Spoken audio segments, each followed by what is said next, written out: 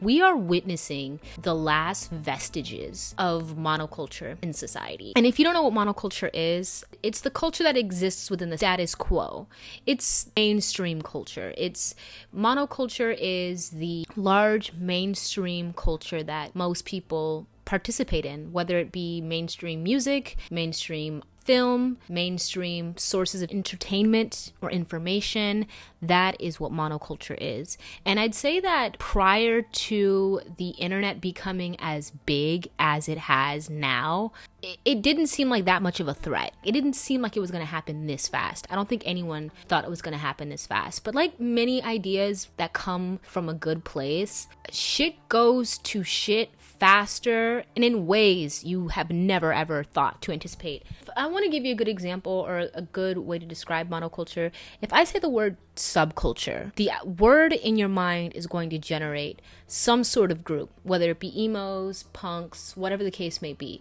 They are the culture that exists to go against the status quo. So then monoculture is just the opposite of that. And I think that because the internet has democratized who can talk about what, do what, and everyone can share information now, gatekeepers have completely dissolved. And I think that there's a lot of benefits to that. But if I could give one of my own controversial opinions, I do think we kind of do need gatekeepers. We do kind of need to bring gatekeeping back, along with shame. That's another conversation though. I remember being in high school and I remember I would play my daily rotation of the same music on my iPod Touch, and I remember thinking I was so smart and so much cooler than all the people who listen to like basic pop music, and I sneered at them. I thought, can't they hear how terrible their music sounds? And in that smugness, I found a kinship with what would become my friend group in high school. We were all in the same art class together. We hung out after school, we skipped and we smoked and we talked about movies and music and cracked jokes. We thrifted, and in that time period, I found some of my most fond memories that I will cherish for the rest of my life. Looking back, I am a little bit sad. I know this is going to sound so boomerish, but whatever. I do feel sad for like younger children. Like I feel sad for people who didn't get to experience a time where things weren't so hyper individualistic and meaningless and hollow. Yeah, we were pretentious. Like we were posers, we were pretentious. But you know what? If we didn't have a thriving, beating monoculture, we wouldn't have had any culture to react against. Maybe that's a part of what the issue is right now, is that I see so many kids on TikTok bouncing from style to style because they want to find their own identity. And it's not even that they're like trying to find their own identity. It's like they're trying to relive the good times that those previous generations were living. Like I do think that when I'm watching on TikTok, there's like this a little bit of like this desperation where it's like you're watching someone try really desperately to relive the joy in the moment vibe that you would get watching 2010's compilation video of kids in high school. Like that's what it gives. I remember I saw this TikTok where people were talking about like indie sleaze. And this girl, you know, had a little friend group and they dressed up like super indie sleaze, and they still just seemed like they were performing. Like it didn't feel like this was authentic to them. Like most subcultures and like most groups, they don't like form because everyone's like, I'm gonna dress like this, I'm gonna act like this, and I'm gonna think like this. Those people already think like that. They have their own views, their own worldviews, their own tastes, and that informs the way that they dress and the music that they like, things that they consume, and the things that they care about. And then they end up finding other people who are like-minded and they both agree about those same issues, and they form a great bond. I'll give you a good example. When I was in high school, I was obsessed with Twilight, and like I was a super like I would read young adult books, I would read fan fictions, like that was my vibe, and I ended up finding other people who were the same way. And then it turns out we also had very similar music tastes, and we also had very similar film tastes. It's not like people are robots that are programming themselves to be whatever subgroup. It's just like not how it works. You can't reverse engineer having a good time. You have to just be present in the moment and actually feel the moment. And it's sad because what I'm really think I'm witnessing is it's so obvious how much the kids on TikTok are longing for a sense of real lived connection. Like that is why there are aesthetic videos where people are just living in the moment and they rack up like an insane amount of views. They don't know what that feels like. And honestly, I get it.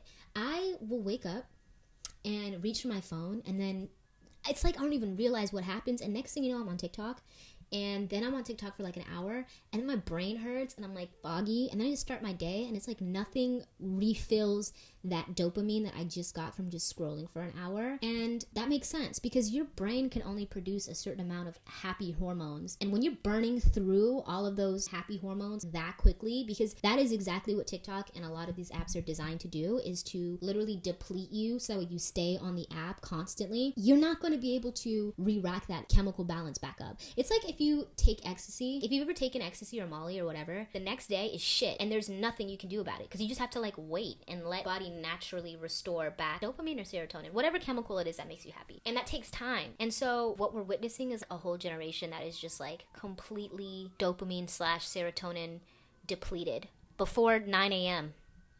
Imagine it feels like you had an ecstasy hangover every single day. Exactly. Hindsight is 2020, and that is so true of the actual decade, the 2020s. In the 2000s, and especially in the 2010s, the rise of the internet was something that most people had like this like really hopeful energy about. It was going to be this amazing thing that's going to connect all of us and make us have access to every form of media, democratize who can say what, no more gatekeepers on anything, right? It seemed like the possibilities were going to be endless.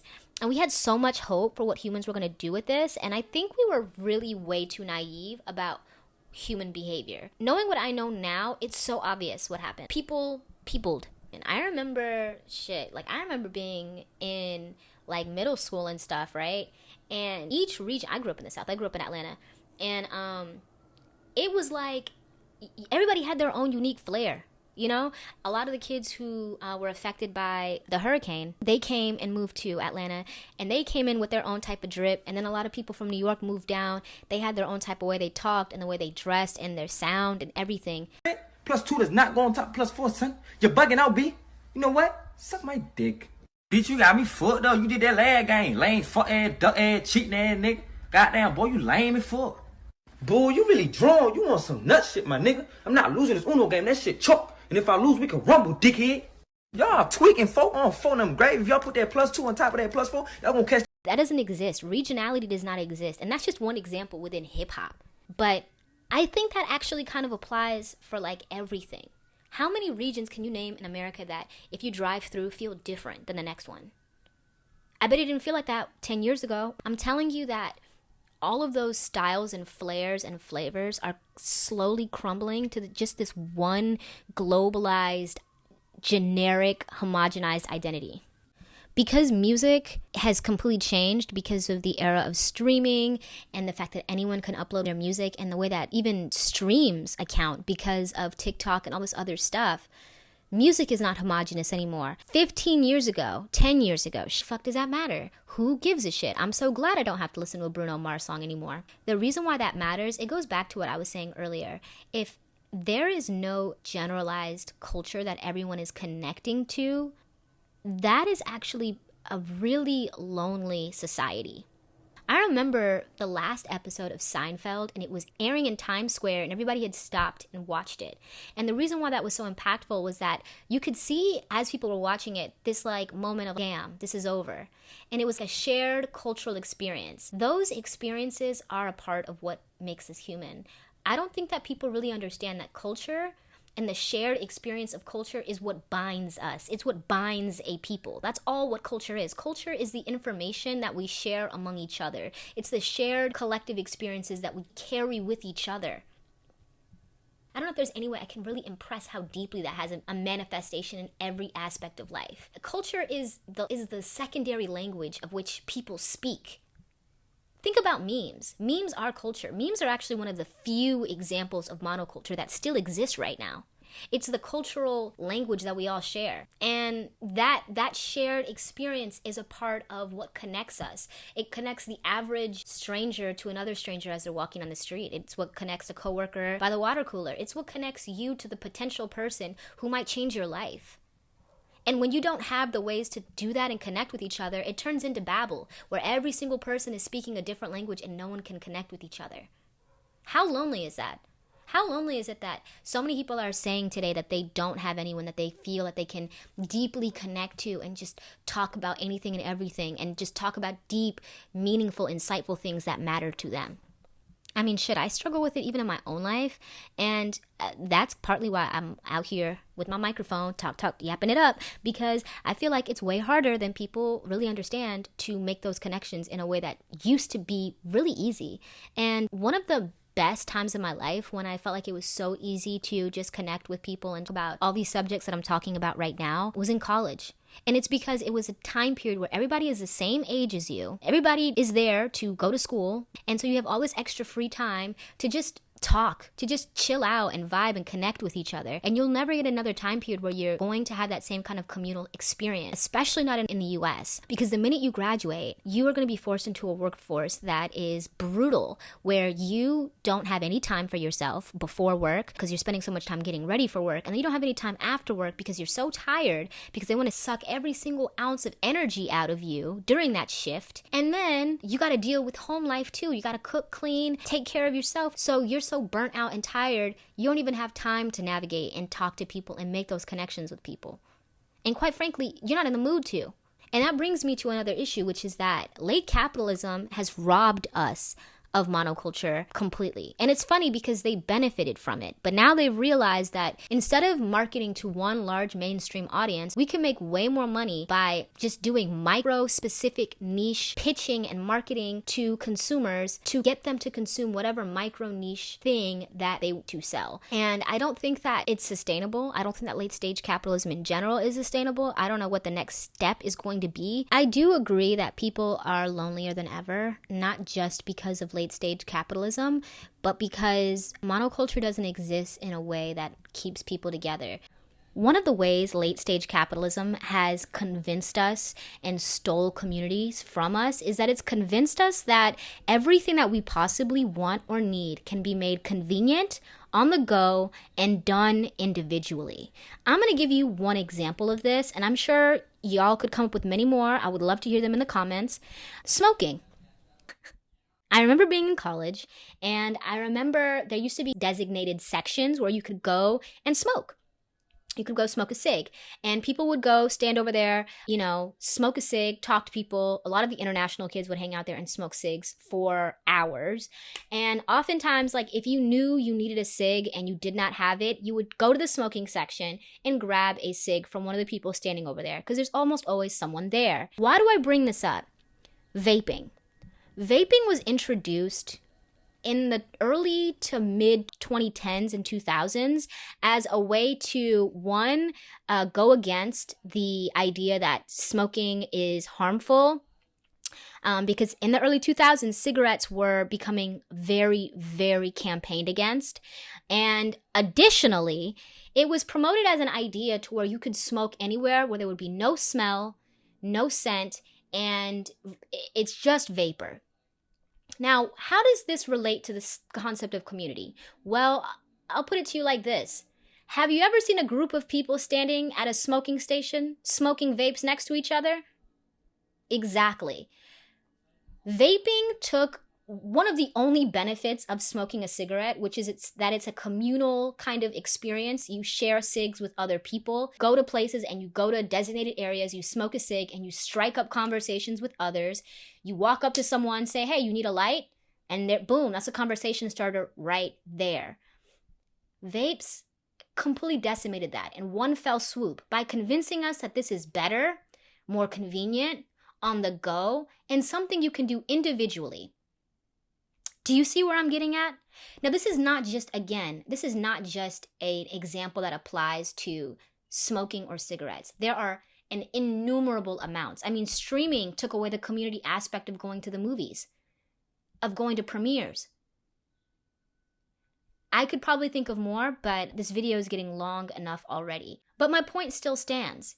You go on Amazon or any of the TikTok shop or any of these, really scummy websites, they have an invention for every single thing you could possibly need, to the point where you never ever have to leave your house or talk to another person ever again.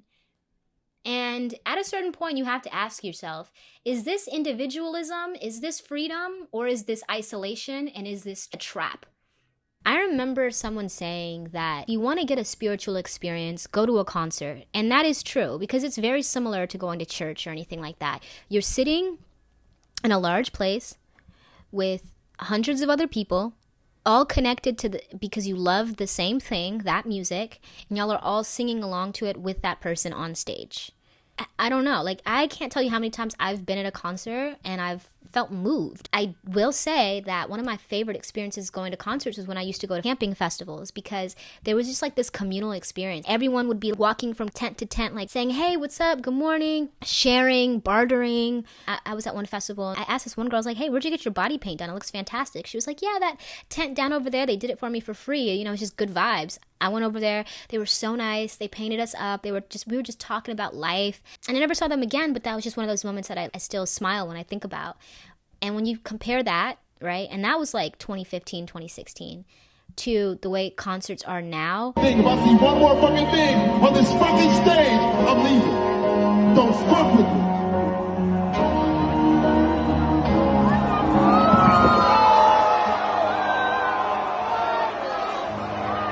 Where everyone is trying to be the main character. Mitski's concerts recently has been a great example of that. She's literally complained multiple times and said she'll stop doing these concerts if y'all do not shut the fuck up. No! Shut up. It gives, I lack social awareness. It gives, I have not been in a lot of social situations. And the thing about like people who are bad at social situations, they're bad at social situations because they haven't been in enough social situations to build that skill up. Like any other skill, it requires you to have constantly have been exposed to it over and over and over again for you to be good at it. If you spend most of your time, 14 hours a day on your phone, then by nature, you're probably not very socially exposed. There have already been studies that show just how bad it is for your motor skills, your fine motor skills, and for your cognitive behavioral skills to constantly be exposed to the internet and your laptop and an iPad as a child, as young as 2. The Surgeon General has already said it. Giving your kid an iPad at the age of 2 for even 2 hours will delay them both cognitively and socially by the time they're 6. So if that's happening, just imagine what it's doing to the average 14 to 21-year-old. Yes, their brains are a lot more developed and they're a lot more advanced, but in some ways that's even scarier because they haven't fully developed yet. And instead of getting more opportunities to challenge and flex that muscle, it's being disintegrated and you're breaking down that muscle every single time you open that app. There's a reason why they teach children Spanish and instruments, and they gave you a recorder when you were in 4th grade. They give you those things in music class. Those are going to enhance the neuroplasticity in your brain. That is going to completely open new neural pathways that you just can't get back. I know I'm all over the place, but those who get me, get me. You feel me? My point is that imagine you're a child and you spend all that time gaining all of that neuroplasticity, and then boom, the internet becomes the way the internet is today. Fucked up. Just totally fucked. And not only are they totally fucked, but it's like, what can you even do, right? Everybody else is on it. So like, what are you gonna look like, the weirdo? In some ways, if you are someone who's got regular social skills, you're kind of a weirdo because so many people lack social skills anymore. Like they've completely eroded them. Like they will literally look at you like you're crazy. I remember having this conversation with someone like a few months ago, and we were talking about how it is so much easier to strike up a conversation with a boomer or a Gen Xer than it is to strike up a conversation with a Gen Z or a millennial, like a stranger. And the conversation was that like, I was talking about like, yeah, like I agree, like I'll be walking on the street or I'll be at a restaurant by myself, sitting at the bar, whatever. And if it's someone who's like a Gen X or a boomer, just by nature of me sitting next to them, they will say, hey, how you doing? They'll talk for me a little bit. They'll make small talk about the weather, whatever. And the conversation might get interesting. It might not. But at the end of the day, he acknowledged that I existed and I acknowledged that he existed, which is the most human and basic instinct thing you can do. And I remember once, I know I keep using all of these examples, but I remember one time when I used to work at a restaurant, I was taking my shift meal and I was sitting at the bar. And so the shift meal is like the meal they give you for free after you're done with your shift. So I'm sitting at the bar, I'm waiting for my food to come. And I turn over to this guy at the bar and I just started talking to him. I'm like, oh, hey, like what are you going to get from the menu? And he just looked so startled. Like he looked shocked. And then he goes, I shit you not. He goes, what's your Instagram? I'm like, okay. So then I tell him my Instagram, and then he scrolls through it for a little bit, scrolls through a couple of my comments. I don't know what the fuck he was doing. And then he wanted to have a conversation because it was like, now he felt a little bit more relaxed. Like, oh, this is a real person that's like worth talking to. And I get it. Some people like really be on that clout demon type energy. But I don't even think that's what it was. I think it was more so like, some people really think that if you do not have like an active social media, you don't actively participate in this online world, that you're a weirdo, or you're kind of lame, or kind of like corny, or you're like one of those Android weirdo kind of people, and they don't want to associate. They don't even want to talk to you because they don't know what type of time you're going to be on. And that's the energy it gave, if I'm really keeping it a buck. And that's kind of how it is. It's like we're in a time period now where people won't even approach you or have a random conversation anymore. Like, why do you think romantic comedies would never work today? The inciting incident in a romantic comedy is the moment, the meet cute moment. The moment where the girl and the guy meet in some accident, where she bumps into him and all of her papers go flying everywhere and he helps her collect them. And that doesn't exist anymore. Because now our younger generations have so little understanding of basic social etiquette anymore, that those ideas are just like dated. It would never happen in real life, and that's why those movies like don't exist anymore. I mean, there's also other factors, but I'm not going to go into that. Yeah, like, why do you think those movies don't exist anymore? Like, that's not a realistic depiction of how people interact, because that's not how people interact anymore. I remember seeing something about how most people, like the way that people used to meet and meet their partners, it used to be that people would meet through their church, through their social institutions, through their friends, through school, or through work. All of those graphs are trending downwards, and the only thing that's trending upwards is people meeting online. And it makes sense. I met my boyfriend online. We met through a DM on Instagram. Real shit. And let me tell you something else. I don't think that's going to change anytime soon until people really, really get sick of it. I know that I'm all over the place and it seems like I'm really just blaming the internet. I am not just blaming the internet. There are so many other things that have caused this. This decay was only accelerated by the internet. There were so many other community pillars that have completely eroded, and by the time the internet came around, it just made all of those cultural pillars collapsing more pronounced. I'll give you a great example. Unions completely disappeared. Okay? The idea of social institutions like clubs, right? Those people don't do that anymore. People don't do that in real life anymore. And I will say, I'm going to say this too. I do think that a lot of the politics of the 2010s played a part in it too. I'll give you a great example. Like, I remember people saying often, agree to disagree, freedom of speech, or something like, if two people were disagreeing in a conversation, one person would say, well, it's a free country. You can think what you want, I'll think what I want. People don't have that ideology as a group anymore.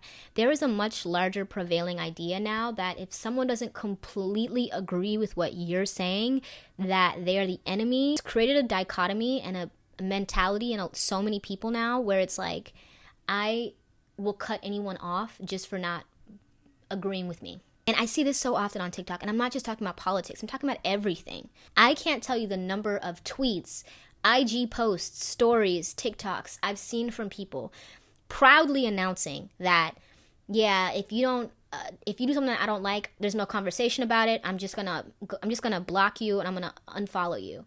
That is not a normal way to maneuver in relationships. And I was rereading All About Love by Bell Hooks, obviously. And one of the things she talks about in that book is like she breaks down the definition of love. And one of the things she talks about is that, and she wrote this in the 80s, okay? When postmodernism and the rise of late-stage capitalism were just beginning, she was right on the money. She said that late-stage capitalism is creating a society where people, they just consume things and they toss them away so quickly, and people are becoming so used to that mentality that they're adopting that mentality in their own relationships, in the way that they navigate with people. And it makes sense. If we're all seen as, a commodity or a dollar value assigned by capitalism, it would make sense that we would toss each other out just the way we toss out any other item within capitalism. You know what I'm saying? So she talks about how, like, that's not love, and that's not realistic, and that is exactly what late stage capitalism wants you to do. It wants you to be so hyper individualistic that you would push aside anybody for any reason. And that's exactly where we're headed. And that's exactly kind of where we're at. People should not be this disposable to each other. And I don't know how long this can really withstand, but I'll tell you this. These younger generations are looking for deep, meaningful relationships where you're spending time with people and you're up till 2 a.m. just cracking jokes about the goofiest shit. You are not going to get that from just trying to find people who are exactly like you. You know what I'm saying? And to go back to how it affects media, I think that we're in a cultural depression right now, if we're really being honest, because I'm looking at what's coming out in film. I'm looking at what's coming out in music. I'm not impressed. I'm not even that I'm not impressed. Even when it looks like good and it looks like someone really put some thought into it, it still just feels hollow. It still just feels like not good enough compared to what has come out in the past. And I think it's because we live in such a homogenized society. Ironically, the irony of everybody getting access to the internet is that now nothing is different and everything is the same. But also, nobody is connected and everybody is connected to something different. There's no larger monoculture, but there's no but nobody sticks out. Nobody has their own identity. Nobody has their own flair, their own style. Everything just feels like everyone is just copying each other. How come I'm going to the UK and I'm looking at how people look and how they dress, and they look like they dress like us? They ain't got no steez, no style that looks different. Like they're trying to copy. And it's not even that they're trying to copy us. We trying to copy them too. We all are copying each other. We're all biting off of each other, and everybody is looking the same now. You go to LA, everybody's face looks the same now. Everybody wants to get their hand in that global pot. And I get it. There's a big bag there. But one of the things that we also lost, ironically, is that things are never as camp as they could be. In order for things to be camp, you have to know what's a part of the zeitgeist and still be so outside of the zeitgeist that you don't give a shit. And you're just doing it your own really, really exaggerated version of that. How can you do camp in a postmodern, late-stage capitalist society? None of this is camp. It's just sepia-toned shit. And another example, so bad it's good. Do you remember how many songs that would play and they were so bad that they were good? Or how many movies you would watch, they were so bad that they were good? TV shows? Well, actually Netflix is they don't even make so bad it's good on Netflix. Netflix is good at making so bad you forgot you watched it. Netflix makes the rohypnol of content. It's just shit that you watch, but then it's like the McDonald's of content. You consume it and then 15 minutes later you're still hungry again. There's no nutritional value in it. It's just fills you up for 15 minutes and then it's where did it go? And in order for something to be so good that it's bad, you have to actually take a chance. You have to actually be bold. You actually have to have a specific vision and goal in mind. And a lot of these people do not. These are all being very carefully chosen and cherry picked out by groups of people who are scouring the internet and figuring out what is cool and what is acceptable right now and what is unacceptable right now. And when you think about some of your favorite movies, TV shows, and all that other stuff, they didn't give a fuck. I'll give you a great example. Tropic Thunder. I usually can't stand when people make the argument oh, this would never have gotten made today. But I'm going to say it. This would have never got made today because people would have been so afraid of offending people that they would never have made it. But that is a part of art. That's a part of culture, is being able to say things without really giving a shit about if you offend people and letting people split the difference. Yeah, some people are going to be offended. Some people won't. And that's okay. You have to respect that difference of opinion. It goes back to what I was saying earlier. And that does not exist as a society and as a group anymore. And that is one of the very basic pillars of social interactions, is that people are not going to say and do things that you may always agree with. And you have to be okay with that. And I think that because so many of us are spending so much time online, we have these super idealized versions of what friendships and life and relationships and everything is going to be like. And it's just not going to look like, Carrie Bradshaw and the girls sitting at a restaurant dishing about guys. It will be, but even when you try to recreate it, it won't feel like the way you want it to feel because it's not real. It's not organic. I've had many moments that made me think, damn, this really feels like I'm on Girls right now. Like I'm in my own little Sex and the City show. I've had those moments for sure. But it wasn't because I actively recreated them. It was because I was organically with my girls. We went out, we're catching up, and you're just like, damn, this is one of those moments. And the only way we're ever going to get to a point where people are actively feeling that way again and active subcultures, real regionality, real identities can start coming back is if people stop engaging and start living presently in the moment. I know that's such a cliche, but it really is true. Like, you can recreate MTV Spring Break on Miami Beach if you want to, but you'll never get the same energy and the same vibe unless you actively are living in the moment and you actively want to be there, and not because you pulled out your phone and you wanted to show how much of a real Spring Breakers moment you're having.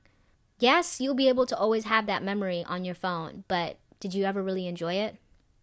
Like, I would rather have an amazing, real experience that actually lives up to the MTV Spring Breakers Miami moment in my mind, having gone and really lived it in my mind, than being so hyper-focused on actually having that moment and getting it on camera that I don't even feel it in the moment, but I always have it in my phone memory, just clogging up my fucking memory space. And I think that some people don't know how valuable that is yet. And hyper-individualism is the reason why a lot of people can't live in the moment. Because ironically, in order to be present in the moment, you have to actively see other people. You have to literally look around the room. Name 5 things you can see, 4 things you can smell, 3 things you can touch. And you can't do that if you're just on your phone getting pumped dopamine after dopamine hit. I know this sounds like I'm just shitting on the internet, and in a lot of ways I am, even though I'm posting this on the internet. But I challenge all of you guys to find ways to be more present actively in the moment. Remember when people used to fucking just like get really good at crumping? Like, just like, you know what I'm saying? Like, they would get really good at crumping. You have to remember that those motherfuckers is probably sitting up in their room playing the same 5 Busta Rhymes songs and just crumping in the mirror for hours. That's living in the moment. But today people are so worried about perceived, they won't even do that in the privacy of their own room. You feel me? So that we need to bring that back. We need to run that back. Where the motherfucker, do kids in school still beatbox in the, you know what I'm saying, on the tables in the lunchroom?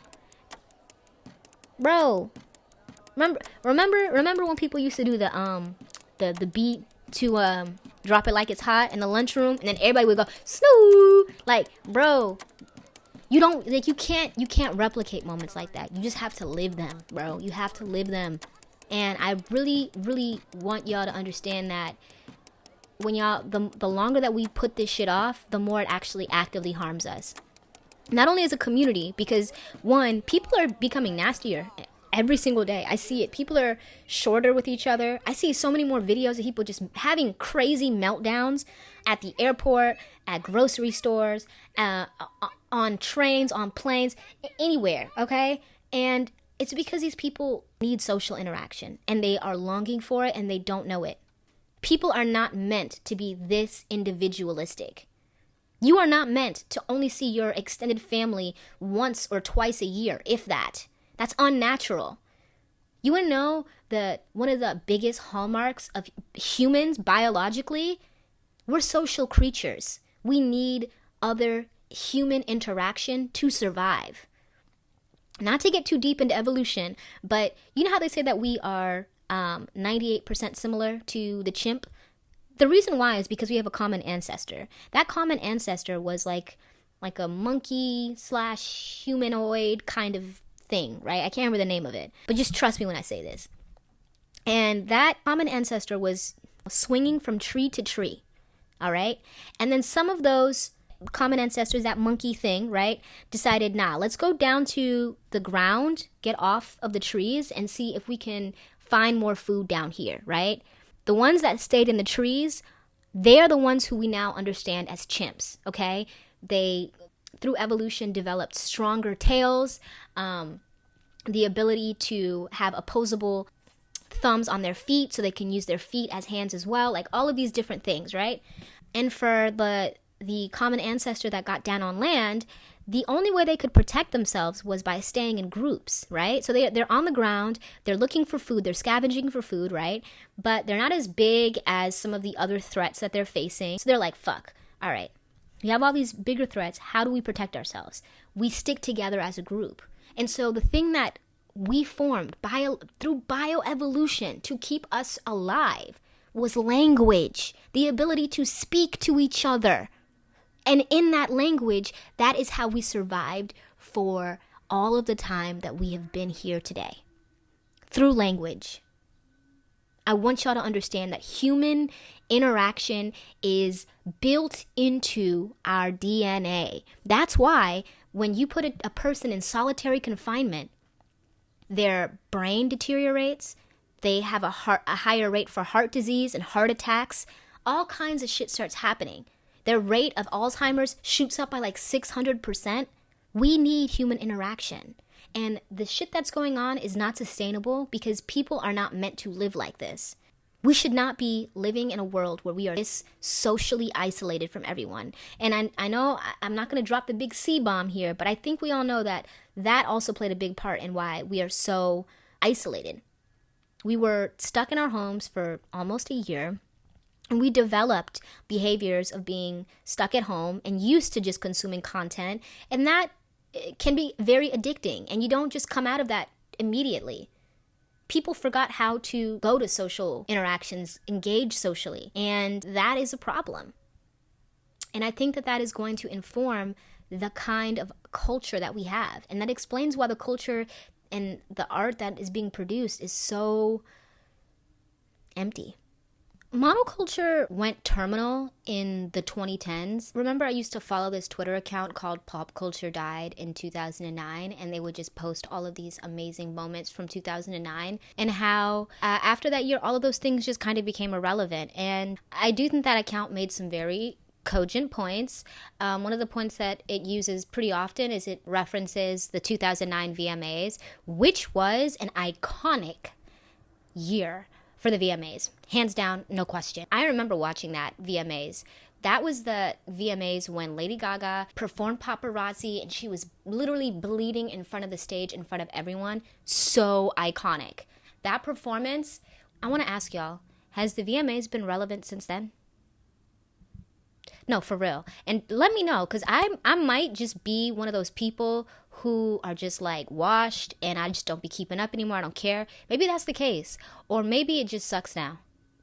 I'd like to think that I'm the kind of person who can pick up on vibes, sometimes even earlier than other people. And I think I picked up pretty quickly that the VMAs and a lot of these award shows started to feel like the Kids' Choice Awards. It was giving Nickelodeon. It was giving Slime Me Out. And so, like, why am I watching this? So yeah, I would agree that monoculture went terminal in the 2010s, but it did not officially die until 2020 when the pandemic happened.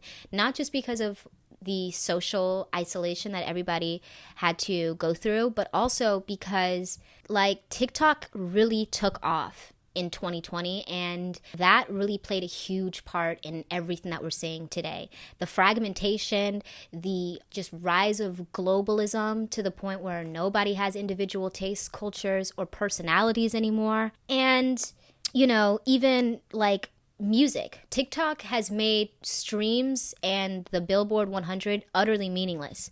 Do you know how many songs have entered the top 10, top 20, top 40 of the Billboard that I've never heard of, that you and I will never bump into contact with?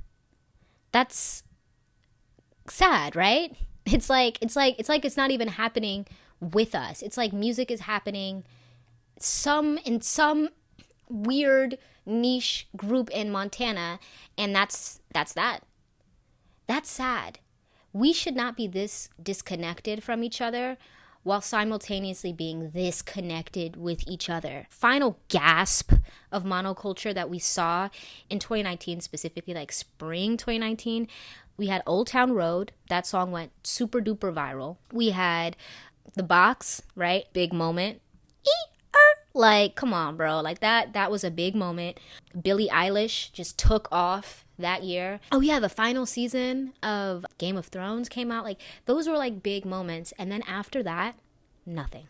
Like, what else happened? Oh, Avengers Endgame came out. That was a big moment.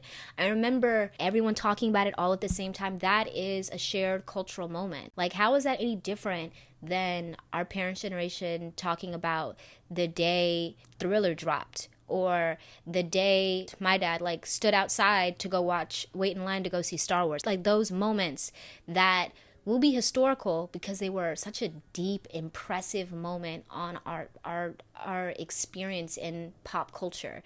I do think people write off pop culture as just like this superficial, vain thing that really doesn't matter.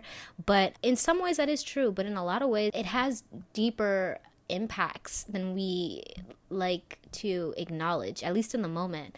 A lot of big pop culture moments do not become legendary and like regarded until way later down the line. But I digress. It just stopped being a unifying moment. And I'm sure that there are exceptions. I'm sure you guys could bring up some. But I don't think that it hits the same. Like, I did see the buzz around Saltburn, but it did kind of happen in waves, and it didn't really happen the same way, and it still felt kind of hollow. The way people are like recreating it and like throwing Saltburn themed parties and trying to relive the movie, it just gives, I'm desperately seeking some sort of real lived experience. I don't know. You can correct me if I'm wrong, but that's exactly what it gives. And you know, that brings me into another point. If you really want an example of what I mean by like just how empty everything is right now, if you had to look back on anything past 2020, right? I know we're only 4 years in, but just bear with me here. How would you describe it? How would you define it? If you were having a decades day at school and one of the days was the 2020s, how would you dress up? Because the only thing that I can think of when I think of the 2020s is that it just over relied on nostalgia from better decades. Like, the irony is that if you went to dress up as someone from the 2020s, you would probably just be dressing like someone from a different decade. Like, you would be dressing like someone from the 2010s or dressing like someone from the 2000s, because that is the way that most people dress now. There is no defined, like, real styles that really feel fresh, that feel organic to this time period. Like, say what you will about shit, even, like, the 2010s, motherfuckers is wearing tribal print leggings. Tragic. But guess what? At least it was a real bold choice. It was an actual style. There's something that Todd in the Shadows says that I really love. When he does his reviews on music and he's trying to decide his worst of year, he says that when he makes his lists, make his lists based on which song has the most bad. He chooses a song based on which song is devoid of the most good. Meaning, a song can be bad, but that's still better than a song that's just straight up boring. And I agree. There are stuff that I don't like, that I think is terrible, tacky, awful, in poor taste, all these things. But they are more entertaining than something that's just boring. Like, listen, okay, there actually are some artists that technically have blown up and kind of had that same experience post-2020. If I had to think of some off the top of my head, I would say Olivia Rodrigo, Ice Spice. But does it feel as momentous as when Beyonce first dropped? Does it feel even as momentous as when Taylor Swift first came in the game? Like, even celebrity doesn't feel as big as it used to be. They just don't hit the same. And I mean, a part of that is because of, again, trends and changes in pop culture and the internet and the rise of influencers. But I also think it's because we don't have the large mainstream channels that people all go to consume things at the same time. We stream the same shows, maybe sometimes, but most of us are streaming whatever shows we've already gotten used to over and over again. We're literally getting into our own bubbles. And we think that we're getting all this freedom of choice, but are we really? How many of y'all are actually watching the new stuff that's coming out week after week on the streaming channels that you have? Do you think you've been exposed to more stuff since getting all these streaming channels than when you had traditional cable and you would just be watching something and then accidentally start watching something new? Just be real for a second. Just think about it.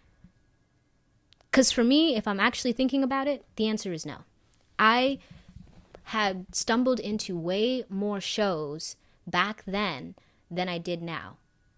Because just by virtue of not having a lot of options, if I'm awake at 1 a.m, there's not that many channels that are still showing TV, that are actually showing actual TV. It's a bunch of infomercials, magic bullets and all that. Cool, whatever.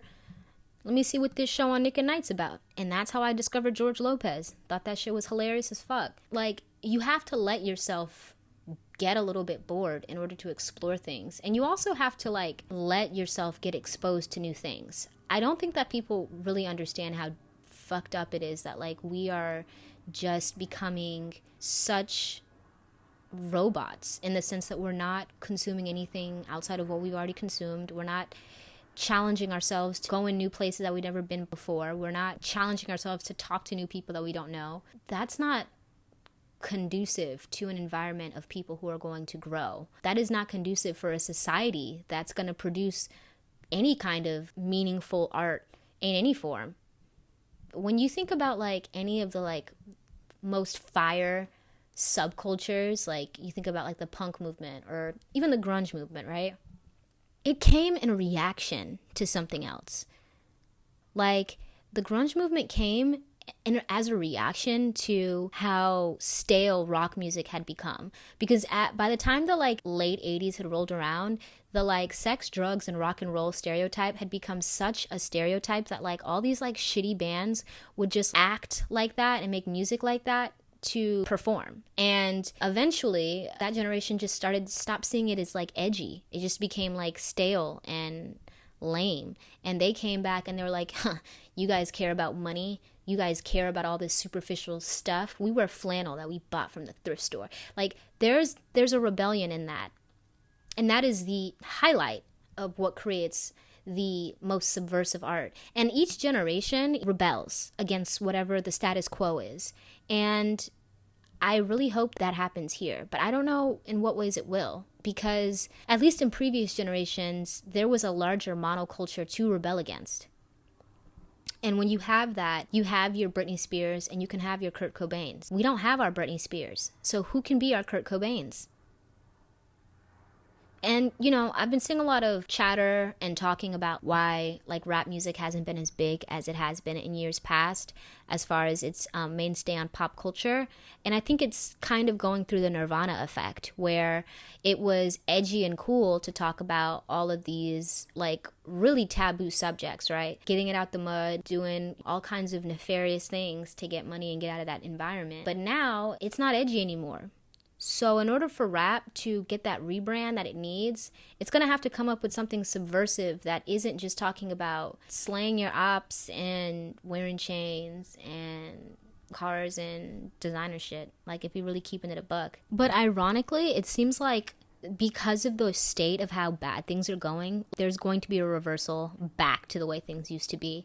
Because, I mean, think about it. We all got rid of our cable channels, for instance, right? We all got rid of our cable providers to go to Netflix, to go to Hulu. And now every single channel has their own streaming provider service. So it's like, what's the difference between this and paying for cable? It's the same thing. We're paying for each channel individually, just like we used to with cable. So eventually there's just going to be a thing where we all bundle it all together. That's cable.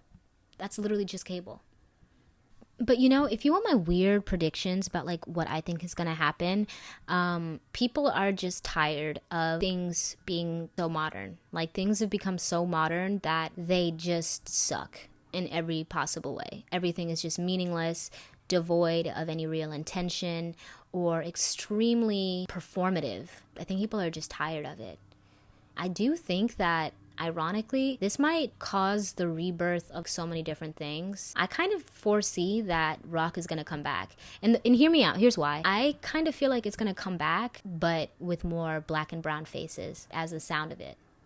Like that is going to be what rock used to be. That's going to be the most opposite and edgy thing they could do at this point. And I mean, it seems like we're trending towards that. Like Tizo Touchdown, and like there's so many great artists. 2007 is a great black band that you should also be checking out.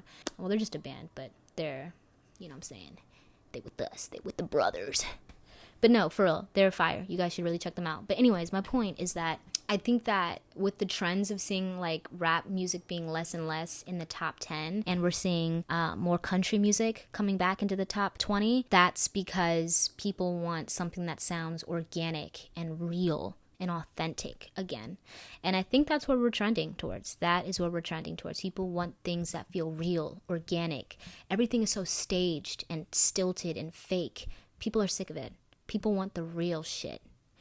And I don't know.